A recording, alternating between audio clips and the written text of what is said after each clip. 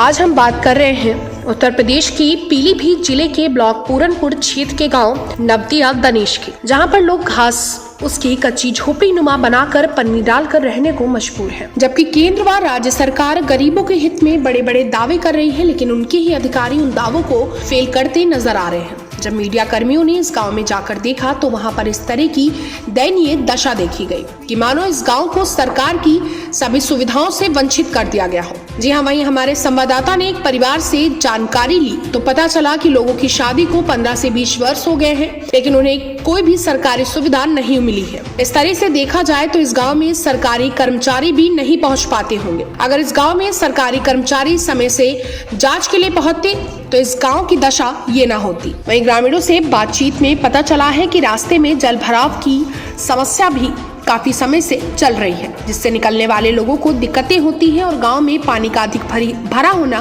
काफी बीमारियों को न्योता दे रहा है। आज हम इस वक्त मौजूद हैं नवदिया दनेश,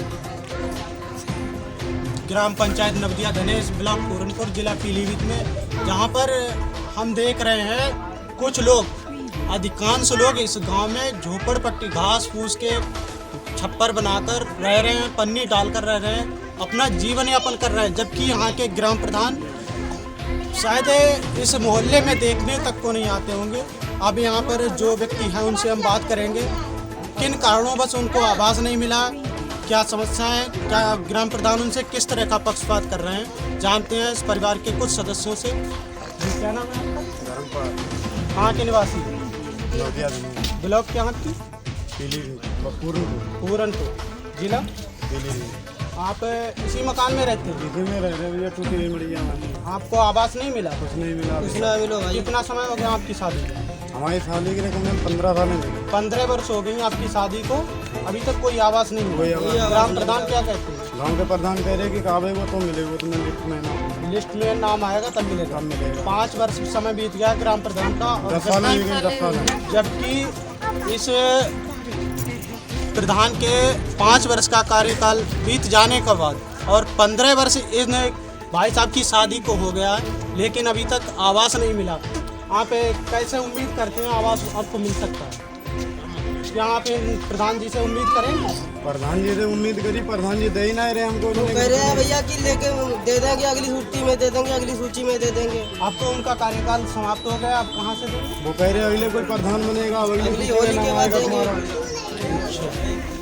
जिस तरह से आप देख रहे हैं इस झोपड़पट्टी में पन्नी डालकर रह रहे हैं, जबकि प्रधानमंत्री श्री नरेंद्र मोदी काफ़ी अपनी योजनाओं के बारे में गरीबों तक पहुंचाने के लिए भरकस प्रयास करते हैं, लेकिन उनके कर्मचारी शायद इस ग्राम पंचायत में कभी भी देखने नहीं आते होंगे। अगर आते होते शायद इस तरह से लोग अपना जीवन यापन नहीं करते।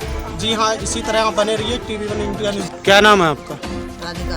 कहाँ की रहने वाली? नवदिया दनेश। आपको शौचालय मिला है? कुछ ना है। आवास?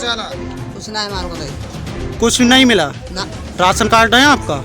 ना सिर्फ 2 जन का हमारे ससुर नाम नहीं। अच्छा, आपके ससुर को राशन मिल रहा है, आपको नहीं मिल रहा है? हमें नहीं मिलता है। अगर से ना मिलता उनके उन्हें नाम, उनके राशन कार्ड पे हमारे 2 जन का होता है, बाल बच्चे किसी का नहीं होता है। अच्छा, आपने ग्राम प्रधान से कहा? हाँ, बोले अभी बनाएंगे ना, कुछ ना किसी ने आवे। अच्छा, क्या नाम है आपका? आप इस गांव के ग्राम प्रधान हैं? जी जी। यहाँ पर आवासों की मतलब जो जनसंख्या दिखाई दे रही है, जी जी जी, यहाँ पर कितने आवास आए हुए इस गांव में? 38 आवास आए। 5 वर्षों में?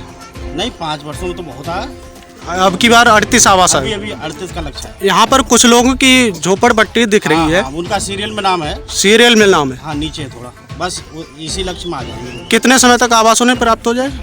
ये अभी हो जाएगा, इसी लक्ष्य में, जो लक्ष्य आया हुआ है इसी लक्ष्य में मिल जाएगा। अच्छा, ये लोग कह रहे हैं कि हमारा 5 वर्ष, हमें 15 वर्ष हो गए शादी के लिए, अभी तक आवास नहीं मिला। पहले इनका सूची में नाम नहीं था किसी प्रकार से, तो अब करवाया, फोटो करवाया इनका। अच्छा, सूची में नाम डलवाया। क्या नाम है आपका? माता कहाँ की रहने वाली? नवदिया दनेश। ब्लॉक क्या आपकी? जिला पीलीभीत। आप इस कच्चे मकान में रह रही हैं, कितने समय से रह रही हैं? जो से ब्याह का था उसे रह रहे। अच्छा, आपको अभी तक आवास नहीं मिला? ग्राम प्रधान कौन है आपके यहाँ के? रोजगार सेवक? आपके यहाँ की कोई सर्वे नहीं कराई ग्राम प्रधान ने? अच्छा, तो आपने शिकायत की किसी अधिकारी से? अभी तक कोई शिकायत भी नहीं कि कोई अधिकारी यहाँ पे देखने आता? ना कोई आए ना तो शिकायत में क्या करती। माता जी, आपका नाम क्या है? मैना देवी कहाँ की रहने वाली? नवदिया धनेश की। ब्लॉक क्या आपकी? जिला? आप इस कच्चे मकान में रह रही हैं, आज तक आपको कोई सुविधा मिली है? ग्राम प्रधान कौन है आपके यहाँ? रोजगार सेवक? दुर्वेश। आपके यहाँ की घर की सर्वे हुई है? ग्राम प्रधान तो कह रहे हैं हमने सभी पूरे गांव की सर्वे करा दी। टीवी इंडिया न्यूज के लिए भागीरथ की रिपोर्ट, पीलीभीत। गोंडा जनपद से गौरव अपहरण कांड में एक बड़ा खुलासा हुआ है। अपहरण की साजिश में शामिल डॉक्टर प्रीति मेहरा पुत्री डॉक्टर राजेंद्र सिंह निवासी 28 प्रेम नगर खसरा नंबर 169 पपरावत नजफगढ़ दिल्ली, मूल पता ग्राम थौर थाना दुजाना जनपद झज्जर हरियाणा को जनपद की पुलिस ने सलाखों के पीछे पहुंचा दिया है।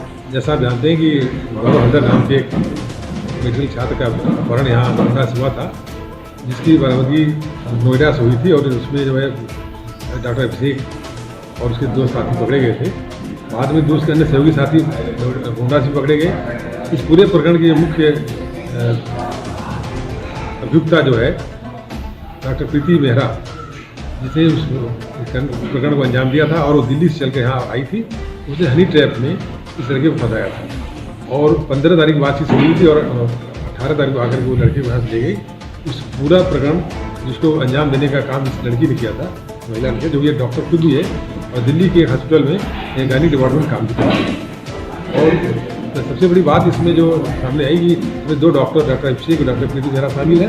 ये साथ में पढ़े लिखे लोगों का एक डॉक्टर्स का ग्रुप था जो पहली बार इस तरह का पढ़ काम किया था, लेकिन पहले से ही लोग, इनके कुछ साथी बैंक फ्रॉड का काम भी क्या करते थे, जो कि राजस्थान और गुजरात, हरियाणा और कई स्टेट में काम किया था उन्होंने। एक छोटा सा कॉल सेंटर भी चलाते थे जिसमें इस तरह काम करते थे। और इस बार पहली बार उन्होंने किडनैपिंग काम किया था, लेकिन इसमें ये दो डॉक्टर्स शामिल थे और इन्होंने वही योजना बनाया और आकर इसको जो है गोंडा से ले गए। उसको आज गिरफ्तार किया गया, जिसमें 25,000 रुपये का इनाम गोंडा पुलिस ने किया। सर, कहाँ से गिरफ्तारी हुई? कि झज्जर से, ये मूल रूप से झज्जर रहने वाली है और झज्जर से उसको गिरफ्तार किया गया। और ये दिल्ली के बताए IP कॉलेज से BMS किया था और कॉलेज से एक हॉस्पिटल में ये जॉब। क्या नाम है डॉक्टर प्रीति मेहरा, और वहीं पर इसका संपर्क डॉक्टर अभिषेक से हुआ था जो हमारे देश में भी वही काम करता था। उसके साथ रोहित साथ मिलकर अभिषेक, रोहित और लेडी ने प्लान किया और इसने उसको हनी ट्रैवल किया। टीवी इंडिया न्यूज के लिए संजय मिश्रा की रिपोर्ट, गोंडा। मुरादाबाद में विधायक रितेश गुप्ता के मोबाइल पर पाकिस्तानी नंबर से वीडियो कॉल करने वाले शख्स ने भारत के प्रधानमंत्री नरेंद्र मोदी के बारे में भी अपशब्द कहे हैं। विधायक रितेश गुप्ता की तहरीर पर मुरादाबाद की थाना गलशहीद पुलिस ने मामला दर्ज कर जांच शुरू कर दी है। इससे पहले भी विधायक रितेश गुप्ता को पाकिस्तान से धमकी मिली थी, तब मुरादाबाद पुलिस ने उनकी सुरक्षा व्यवस्था चाक चौबंद कर दी थी। अब फिर विधायक को धमकी मिलने के बाद पुलिस ने उनके आवास और कार्यालय पर पुलिसकर्मी तैनात किए। बीजेपी विधायक रितेश गुप्ता का कहना है कि धमकी देने वाले शख्स ने उनके परिवार को जान से मारने की धमकी दी है। कल लगभग 11:30 बजे सुबह के समय किसी अज्ञात नंबर से, जो कि इंटरनेशनल नंबर था, व्हाट्सएप कॉल और वीडियो कॉल मेरे पास आई।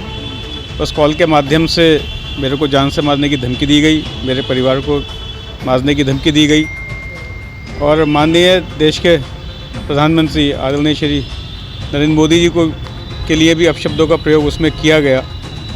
इसकी सूचना तत्काल मैंने मुरादाबाद के SSP प्रभाकर चौधरी साहब को दी और जो भी धमकी भरे SMS आए थे व्हाट्सएप के माध्यम से, वो भी मैंने SSP साहब को फॉरवर्ड किए और उन्होंने उस पर जांच शुरू करा दी है।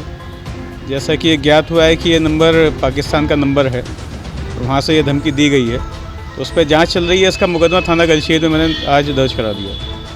क्या इस तरीके का मामला पहले भी कभी सामने आया? हाँ, पहले भी एक बार 2018 में मेरे पास इंटरनेशनल कॉल से धमकी मिली थी और उसमें उस समय SSP मुरादाबाद जे रविंद्र गौर साहब थे, तो उनके द्वारा उसमें जांच की गई थी, लेकिन उस समय कोई भी व्यक्ति पकड़ में नहीं आ पाया। कितने मिनट बात हुई आपकी लगभग? कितने की आवाज़ थी? लेडीज़ की, जेंट्स की? नहीं, किसी पुरुष की आवाज़ थी और लगभग 1.5 मिनट मेरी उससे बात हुई। तो धमकी ही देता रहा और कहता रहा कि पहले वार्न कर रहे हैं और तुम्हें वार्न करके हम लोग मारेंगे। तो बताइए क्या आप क्या मानते हैं कि आपके पास ही पहले भी ऐसी सूचना है? नहीं, जैसे कि मेरे को ज्ञात हुआ है कि कुछ और भी विधायक हैं जिनके पास ऐसी धमकी पहुंची है, तो जांच का विषय है, इस पर जांच चल रही है और इंटेलिजेंस भी इसमें लगी है और सुरक्षा की मांग मैंने की है अपनी से। जो भाजपा के हैं रितेश गुप्ता जी, उनको और उनके परिवार को जान से मारने की धमकी आई थी, क्या कार्रवाई की गई है? इसमें किस तरह का प्रार्थना पत्र प्राप्त हुआ है?